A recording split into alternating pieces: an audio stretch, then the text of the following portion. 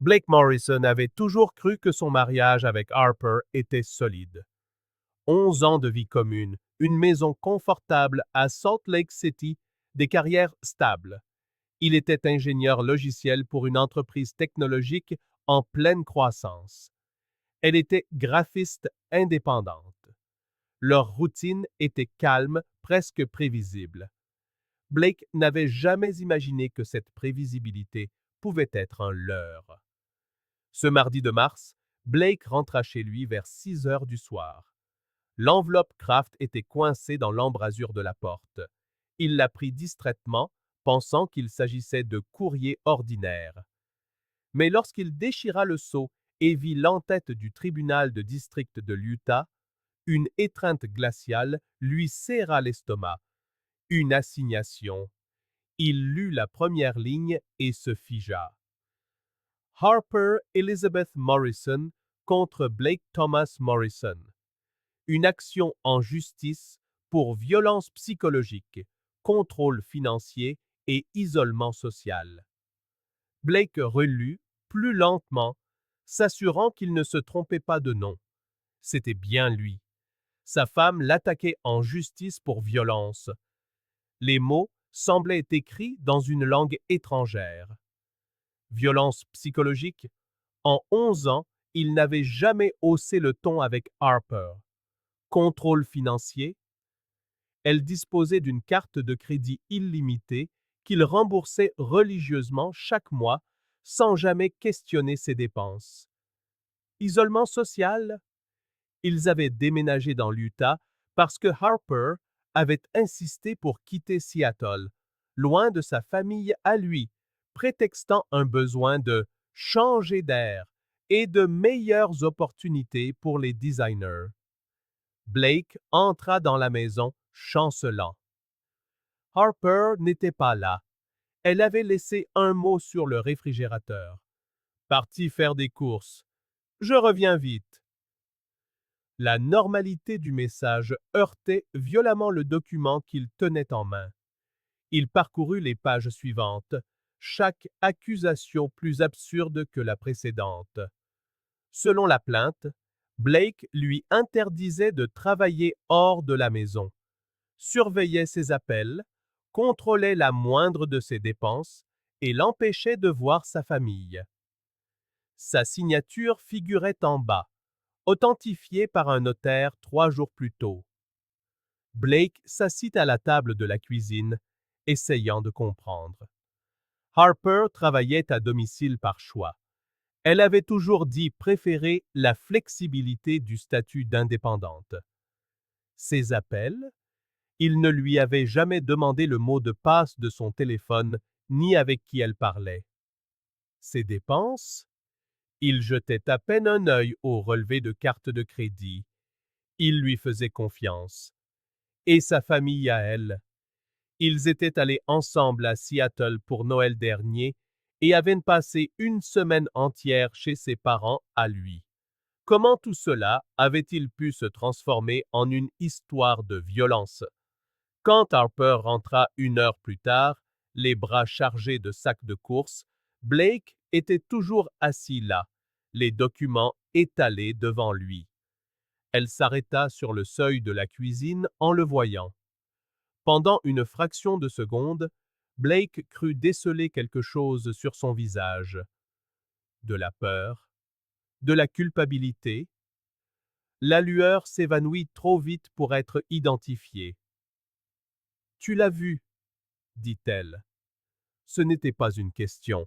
« Harper, qu'est-ce que c'est que ça? » Blake brandit les papiers. Violence psychologique, contrôle financier, rien de tout ça n'est vrai. C'est ma vérité, répondit-elle en posant les sacs sur le comptoir.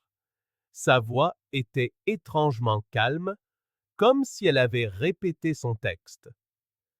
Tu ne vois pas comment tu me traites. Comment je te traite? La colère commençait à monter en Blake. Je travaille. Je paye les factures.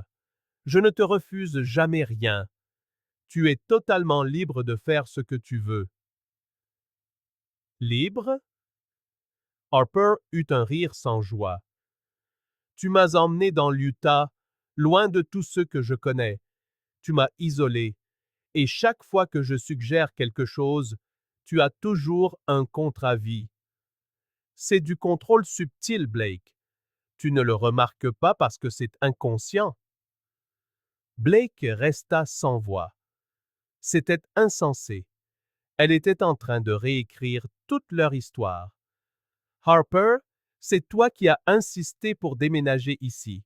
Tu disais que Seattle était déprimante, que tu avais besoin de soleil.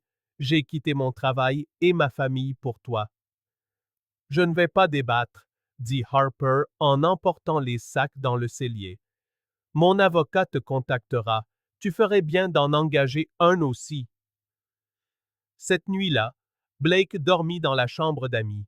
Ou plutôt, il essaya.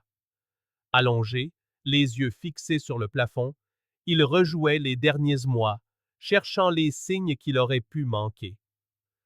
Harper avait changé, oui. Elle s'était mise à travailler tard le soir, prétextant des projets urgents. Elle sortait à des événements de networking avec d'autres designers et rentrait tard. Il y a 2 mois, elle avait suggéré qu'il fasse chambre à part parce qu'il ronflait. Blake avait tout accepté, sans poser de questions, par confiance. Maintenant, il réalisait que la confiance pouvait devenir une arme contre celui qui l'accorde.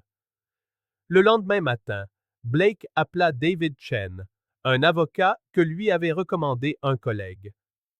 David avait un bureau au centre-ville de Salt Lake City, une pièce spacieuse avec vue sur les montagnes Wasatch.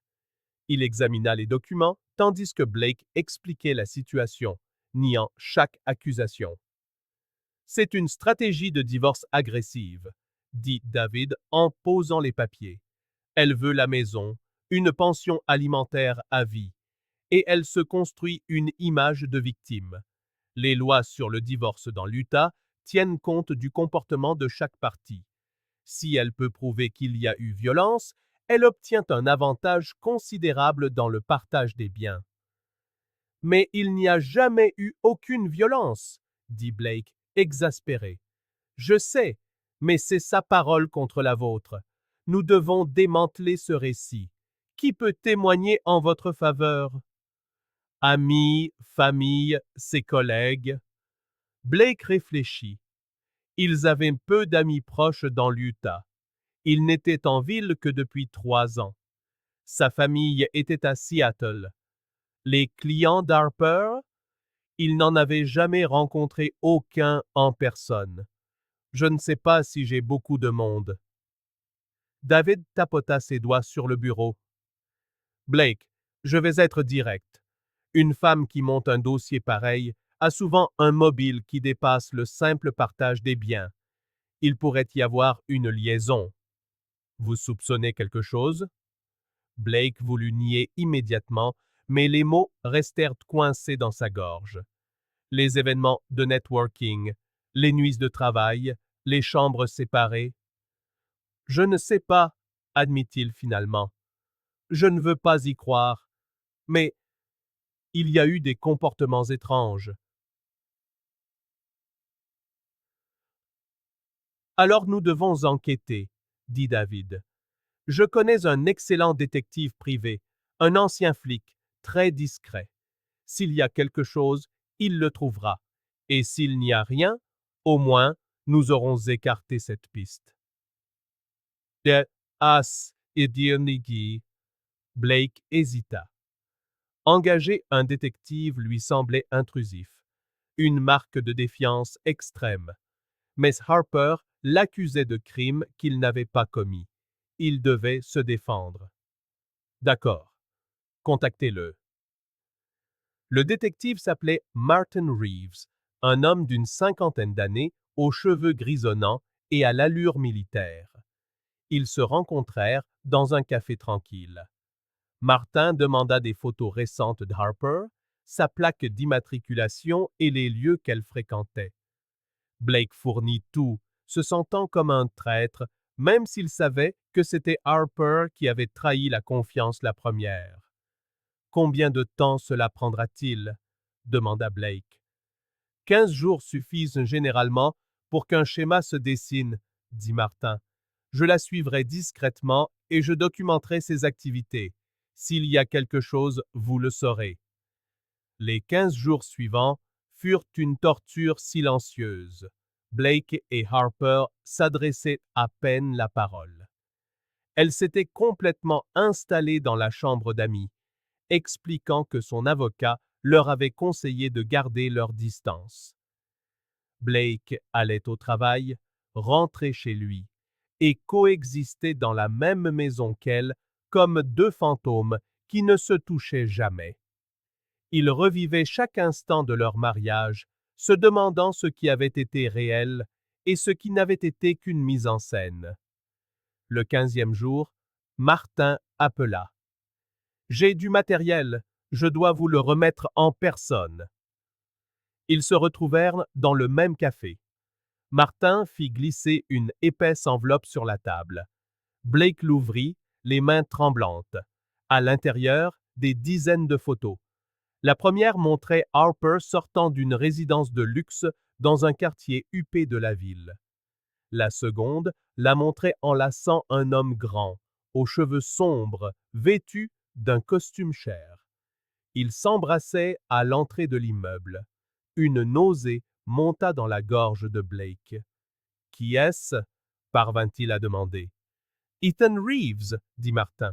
« Un avocat spécialisé en droit de la famille, les divorces. » Blake regarda Martin, assimilant l'information. « Reeves, vous avez un lien de parenté? »« Un cousin éloigné. On ne se parle plus depuis des années, mais je l'ai reconnu sur les premières photos. Je voulais être sûr avant de confirmer. » Blake fit défiler les clichés. D'autres photos. Harper et Ethan dînant dans un restaurant italien chic. Entrant ensemble dans un hôtel à Park City, une célèbre station de ski, marchant main dans la main sur un sentier du Big Cottonwood Canyon. Sur chaque photo, elle souriait. Ce sourire que Blake n'avait pas vu s'adresser à lui depuis des mois. « Depuis quand ?» demanda Blake, la voix rauque. Difficile à dire sans surveillance préalable, mais d'après leurs habitudes, je dirais au moins 4 ou 5 mois. Ils ont un rituel bien établi. Les mardis et jeudis, elle va à son appartement, un week-end sur 2 à Park City. De Saint-Yves-et-Chimua, les événements de networking, les nuits de travail. Tout n'était que mensonge. Blake regarda à nouveau les photos, s'arrêtant sur une en particulier. Harper et Ethan sur une terrasse. Elle riant à quelque chose qu'il venait de dire, sa main à lui sur le visage d'elle, un geste intime de quelqu'un qui connaissait chaque angle de ce visage. « Il y a autre chose, » dit Martin en hésitant. « Ethan Reeves et son avocat. » Blake releva lentement les yeux. « Quoi? » « J'ai vérifié les registres publics. Ethan Reeves est l'avocat qui représente Harper Morrison dans l'affaire contre vous. J'ai vérifié 3 fois pour être sûr. C'est bien lui. » La réalité se réassembla dans l'esprit de Blake, comme des éclats de verre formant une image nette et tranchante. Harper n'avait pas seulement une liaison, elle couchait avec son propre avocat, spécialisé en divorce.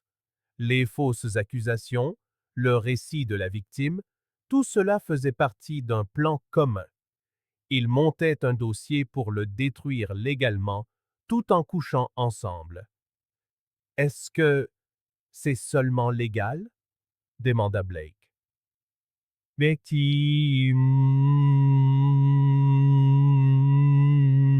Une relation amoureuse entre un avocat et son client pendant une affaire en cours, c'est une grave violation de la déontologie professionnelle, dit Martin. Le barreau de l'Utah a des règles très strictes. Si c'est prouvé, il pourrait être suspendu, voire radié à vie. Blake remit les photos dans l'enveloppe. ses mains maintenant stables. La douleur était là, vive et profonde, mais sa colère était plus forte. Harper ne l'avait pas seulement trahi sentimentalement. Elle tentait de le détruire juridiquement, financièrement et socialement en se basant sur des mensonges. Et Ethan Reeves, un avocat qui avait juré de respecter l'éthique de sa profession, orchestrait le tout. Merci Martin, dit Blake. Vous avez des copies? Tout est numérisé et sur une clé USB séparée.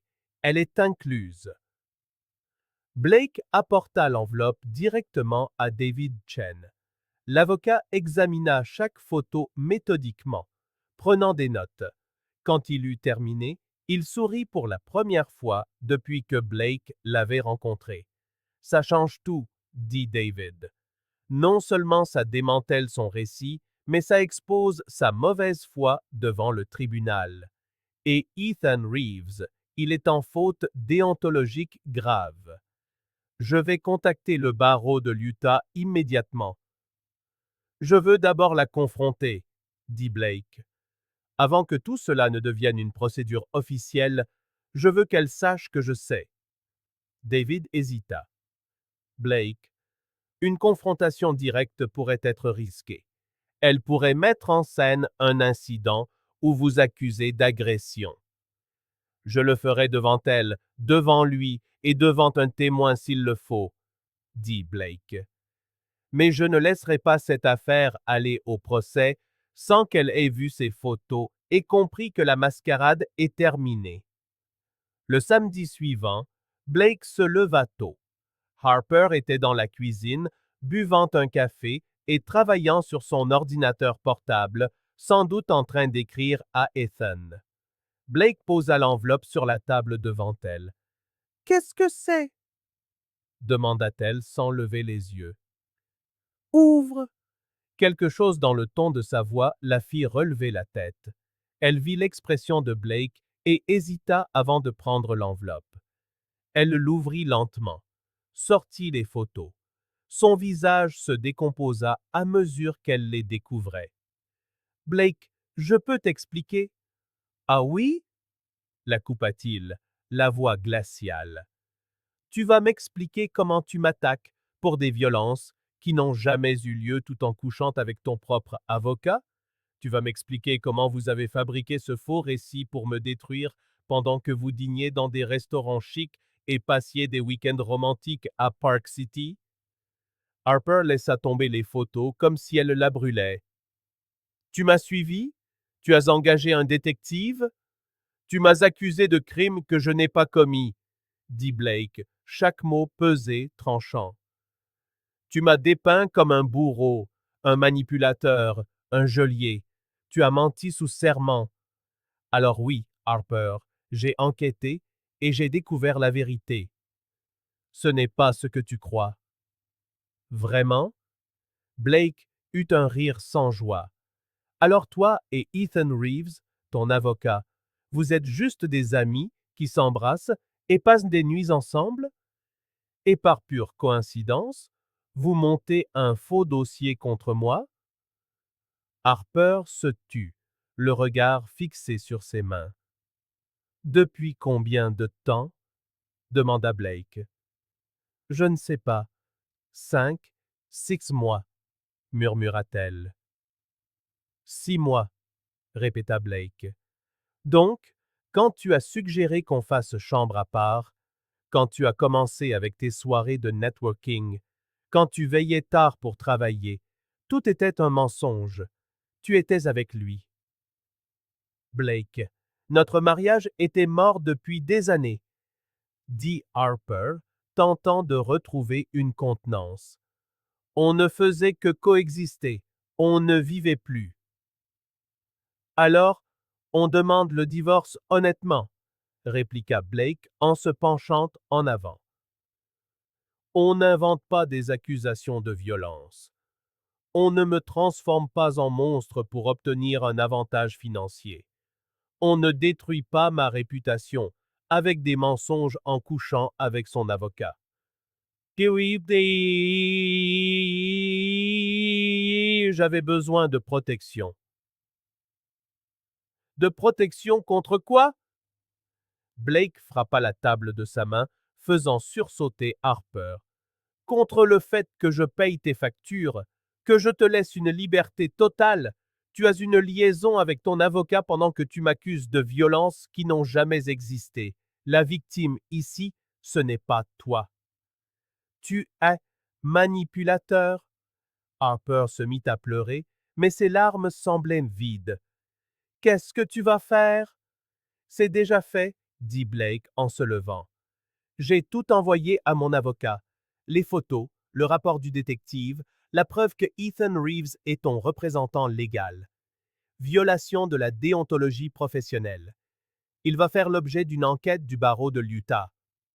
Et pour toi? Tu n'auras pas de pension alimentaire, et encore moins la maison. Blake, attends. Harper se leva aussi, tendant la main vers lui. Ne me touche pas. Il recula. Tu m'as trahi, tu m'as menti, et tu as essayé de me détruire. Pour de l'argent, par commodité, parce que c'était plus simple de créer un méchant que d'admettre que tu avais choisi une liaison. Le téléphone d'Harper sonna. Elle jeta un œil à l'écran. Blake vit le nom. Ethan. Harper répondit d'une main tremblante. Il sait, dit-elle dans le combiné. Il a des photos. Il sait tout. Blake entendit une voix d'homme à l'autre bout du fil, forte et agitée. Harper raccrocha. Il arrive, dit-elle. Parfait, répondit Blake en croisant les bras. J'ai hâte de voir le visage de l'homme qui a monté un faux dossier contre moi en couchant avec ma femme. 20 minutes plus tard, une Audi noire se gara devant la maison. Ethan Reeves en sortit, exactement comme sur les photos. Grand, les cheveux sombres parfaitement coiffés, un costume gris onéreux. Il entra sans frapper, la posture arrogante de quelqu'un habitué à maîtriser les situations. Monsieur Morrison, dit Ethan d'une voix trop professionnelle pour le contexte. Je comprends que vous soyez contrarié, mais suivre ma cliente et prendre des photos est... Votre cliente? L'interrompit Blake. C'est comme ça que vous appelez la femme avec qui vous couchez depuis 6 mois? Votre cliente? Ethan s'arrêta net. Il jeta un regard à Harper, qui détourna les yeux. Vous violez le code de déontologie professionnelle, poursuivit Blake. Une relation intime avec une cliente pendant une affaire en cours, ce n'est pas seulement contraire à l'éthique, c'est un motif de radiation à vie. Vous le savez, maître. Vous n'avez aucune preuve, tenta Ethan, mais sa voix vacilla. Blake rit. Aucune preuve? 15 jours de surveillance, des dizaines de photos, vous deux entrant et sortant de votre appartement, dînant ensemble, séjournant dans la même chambre d'hôtel à Park City. J'ai même vos plaques d'immatriculation, les horodatages, les dates. Tout a été documenté par un détective privé agréé. Vous voulez voir? Ethan blêmit. Écoutez, Blake, nous pouvons régler ça entre adultes. Entre adultes? La colère de Blake explosa. Vous avez monté un faux dossier contre moi. Vous avez coaché ma femme pour qu'elle m'accuse de violence psychologique, de contrôle financier, d'isolement social, des crimes que je n'ai jamais commis. Tout ça n'était qu'une stratégie pour que je ne conteste pas le divorce et que j'accepte un accord défavorable, pendant que vous vous amusiez dans mon dos. Ce n'était pas comme ça, tenta Harper. Tais-toi, dit Blake sans la regarder, les yeux rivés sur Ethan. Vous avez échoué, maître. Votre plan a échoué, et maintenant, vous allez en payer le prix. Le barreau de l'Utah a déjà toutes les preuves. Une enquête est en cours. Bonne chance pour garder votre licence. Ethan fit un pas en avant, essayant de l'intimider, mais Blake ne scia pas. Vous allez retirer ces accusations, dit Ethan d'une voix basse et menaçante, ou ça va très mal se passer pour tout le monde. Des menaces maintenant? Blake sourit sans joie. Devant témoin, continuez, je vous en prie. Vous ne faites qu'aggraver votre cas. Quel témoin? Ethan regarda autour de lui. Blake désigna le coin de la pièce, où une petite caméra de sécurité clignotait discrètement. Système de sécurité installé il y a 3 jours. Il enregistre l'audio et la vidéo. Tout ce que vous avez dit depuis que vous êtes entré est enregistré. Les menaces, l'aveu implicite d'une relation avec une cliente. Continuez de parler. J'adore avoir du matériel supplémentaire pour le barreau. Ethan se figea. Il regarda la caméra, puis Blake, puis Harper. Son arrogance fondit, remplacée par la panique. Blake, soyons raisonnables, tenta-t-il avec une nouvelle approche. Sortez de chez moi, dit Blake. Tous les deux, maintenant. C'est aussi ma maison, protesta Harper. Pour l'instant, répliqua Blake. Attends l'audience. Quand le juge verra que tu as fabriqué de fausses accusations, quand il verra la preuve de ta liaison avec ton avocat, quand il comprendra que tout n'était que manipulation pour obtenir un avantage injuste, tu auras de la chance si tu repars avec autre chose que tes vêtements.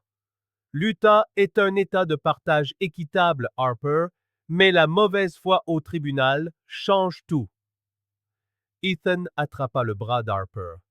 On s'en va. Maintenant. Ils sortirent précipitamment. Blake resta immobile dans le salon, écoutant le moteur de l'Audi vrombir et disparaître dans la rue. Ce n'est qu'alors qu'il s'assit sur le canapé, les mains tremblantes sous l'effet de l'adrénaline. La confrontation s'était déroulée exactement comme il l'avait imaginé, mais elle laissait un goût amer. 11 ans de mariage réduits à des mensonges, une trahison et une manipulation judiciaire.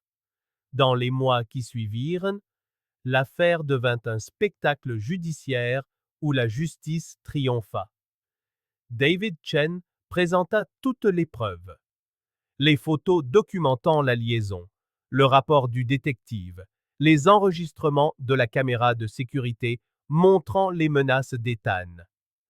Les accusations d'Harper furent démenties une par une. Des voisins témoignèrent n'avoir jamais vu de comportement autoritaire de la part de Blake. Ses clients confirmèrent qu'elle avait toujours eu une liberté professionnelle totale. Des amis communs admirent, sous serment, que Blake avait toujours été un mari présent et respectueux. La famille de Blake à Seattle fournit des photos et des témoignages de visites fréquentes réfutant l'accusation d'isolement social. Les relevés bancaires prouvèrent que Harper avait un accès sans restriction à l'argent et dépensait librement sans aucun contrôle. Les registres téléphoniques montrèrent que Blake n'avait jamais surveillé ses appels. Chaque accusation s'effondra sous le poids de la vérité. La sanction est tombée. 18 mois de suspension pour Ethan Reeves, prononcé par le barreau de l'Utah pour manquement à l'éthique professionnelle, relation intime avec une cliente en plein milieu d'une affaire et possible conspiration en vue de déposer de fausses accusations. Sa réputation, jusqu'alors impeccable, a volé en éclats. D'autres clients ont commencé à remettre en question ses anciens dossiers. Les journaux locaux ont publié des articles à charge. Son cabinet d'avocats a perdu des associés clés. Harper, désormais sans avocat compétent et avec des accusations intenables, a dû accepter un accord qui ne lui laissait pratiquement rien. Blake a gardé la maison. Elle était uniquement à son nom, achetée avec un héritage qu'il avait reçu avant leur mariage. Ils n'ont partagé que les biens acquis en commun, quelques meubles, une voiture, un peu d'épargne. Harper n'a reçu aucune pension alimentaire. L'Utah ne garantit pas de soutien à l'époux qui travaille et dispose de ses propres revenus, surtout lorsque la mauvaise foi devant le tribunal a été prouvée. Blake, lui, a conservé son poste, et sa réputation a été restaurée après une période sombre où même ses collègues avaient douté de lui. Il faut du temps pour que la souillure de fausses accusations s'estompe, même après avoir été démenti. Mais la vérité a fini par triompher. Il a entamé une thérapie pour surmonter la trahison et le traumatisme d'avoir vu sa vie presque anéantie par des mensonges.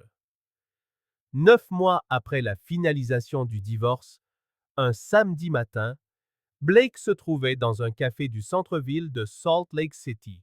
Il attendait Marcus, son jeune frère, venu de Seattle pour lui rendre visite. Il parcourait le menu quand il a vu Harper entrer. Elle ne l'a pas remarqué tout de suite, occupée à commander son café au comptoir. Blake l'observait discrètement. Elle avait maigri, mais pas d'une manière saine. Des cernes profonds creusaient son visage. Ses vêtements étaient simples. Plus rien à voir avec la femme vibrante qu'il avait connue des années plus tôt. Harper a pris son café et s'est retournée, manquant de percuter Blake. Elle s'est figée. Blake, a-t-elle murmuré d'une petite voix. Harper. Un silence gêné s'est installé. Elle a jeté un regard autour d'elle, comme si elle cherchait une issue. Comment vas-tu? A-t-elle demandé, avec une formalité douloureuse. Bien, a-t-il répondu honnêtement. Et toi? Harper a hésité. Je survis. Blake avait appris par des connaissances communes que sa réputation de designer avait souffert. Les clients ne voulaient pas être associés à quelqu'un qui avait porté de fausses accusations publiques, menti sous serment et manipulé le système judiciaire. Les contrats s'étaient taris. Elle enchaînait les petits boulots, des projets sans envergure, rien de comparable au portfolio qu'elle avait autrefois. Ethan, bien sûr, l'avait abandonnée dès que sa licence avait été temporairement suspendue. Sans argent, sans statut, sans utilité, elle ne comptait plus pour lui. Harper avait appris à ses dépens qu'un homme qui encourage sa femme à mentir et à tricher n'est pas un partenaire de confiance. A commencé Harper avant de s'interrompre. Elle a regardé Blake avec une expression qui ressemblait à du regret. Je suis désolé pour tout. Blake a scruté son visage, y cherchant une lueur de sincérité. Il y a vu de l'épuisement, de la défaite, peut-être un remords sincère, mais il n'a trouvé en lui aucune once de pardon à lui offrir. Moi aussi, je suis désolé, a-t-il finalement dit. Je suis désolé que tu aies fait des choix qui ont détruit 11 ans de notre vie. Je suis désolé que tu aies pensé que les mensonges et la manipulation étaient la solution. Mais par-dessus tout, Harper, je suis désolé que tu aies jeté quelque chose de vrai pour quelque chose de faux. Les larmes sont montées à ses yeux. Blake, prends soin de toi, Harper, a-t-il dit en prenant sa propre tasse et en la dépassant. En quittant le café, Blake n'a pas jeté un seul regard en arrière. Marcus l'attendait dehors. Remarquant la tension sur le visage de son frère, il a demandé « C'était elle ?» C'était elle. « Comment tu te sens ?» Blake a pris une profonde inspiration, l'air frais des montagnes remplissant ses poumons. Mieux, enfin. Et c'était vrai. Ce n'était pas le bonheur absolu. Les cicatrices le lançaient encore lors des nuits solitaires, mais c'était la paix de connaître la vérité, de s'être battu pour la justice et de ne pas avoir laissé les mensonges définir qui il était. Blake se reconstruisait. Il envisageait sérieusement de retourner à Seattle pour se rapprocher de sa famille. Sa carrière était florissante. Une promotion récente avait reconnu la compétence que les fausses accusations avaient failli occulter. Harper, elle, était restée en arrière, écrasée par le poids de ses propres tromperies. Ethan Reeves tentait de rebâtir sa réputation, mais la tâche resterait indélébile. Et Blake? Blake avançait. Non par vengeance, mais par instinct de survie. Car lorsque quelqu'un tente de vous détruire par le mensonge, la meilleure réponse n'est pas la haine. C'est de bien vivre, de vivre dans la vérité et de laisser les conséquences des actes des autres suivre leur cours naturel. La justice n'est pas toujours bruyante ou spectaculaire. Parfois, elle est silencieuse, progressive, inéluctable. Harper et Ethan avaient planifié la destruction de Blake, mais ils avaient fini par se détruire eux-mêmes. Les mensonges ont les jambes courtes. La vérité a l'endurance d'un marathon. Finalement, Blake a découvert qu'un nouveau départ n'exige pas une vengeance élaborée. Il ne nécessite que la vérité, la dignité et le courage d'avancer lorsque le monde autour de vous s'effondre. Il ne souhaitait aucun mal à Harper. Il ne lui souhaitait rien du tout. L'indifférence est la forme la plus pure de la guérison. Et tandis qu'il marchait avec Marcus dans les rues bordées d'arbres de Salt Lake City, avec les montagnes majestueuses au loin, Blake Morrison a ressenti quelque chose qu'il n'avait pas senti depuis près d'un an. De la légèreté. Le poids des fausses accusations, de la trahison, de la peur d'avoir tout perdu, commençait enfin à se dissiper. Et à sa place, quelque chose de nouveau grandissait. L'espoir. Merci d'avoir regardé la vidéo. Si elle vous a plu, n'oubliez pas de vous abonner à la chaîne et d'activer les notifications pour ne manquer aucune nouveauté. À la prochaine fois.